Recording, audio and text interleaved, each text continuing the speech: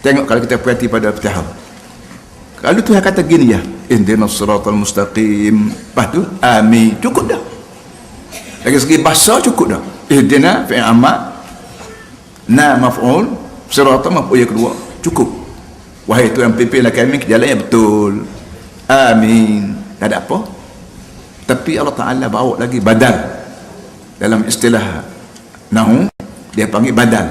Sebut barang yang sama dengan cara lebih terang lagi. Ada badal ba'd min al-kulli, ada badal istimal, ada badal ghalat, ada badal apa semua sekali. Wahai Tuhan pimpinlah kami jalan betul. Allah Ta'ala ekori lagi perkataan itu, siratal ladzina an'amta alaihim. Jalan betul ni ialah jalan orang-orang yang kamu beri nikmat. Orang beri nikmat ialah minan nabiyina was-siddiqina wasyuhada was-salihin. Ini 4 kategori manusia digaranti oleh Allah bagi orang yang betul dapat nikmat.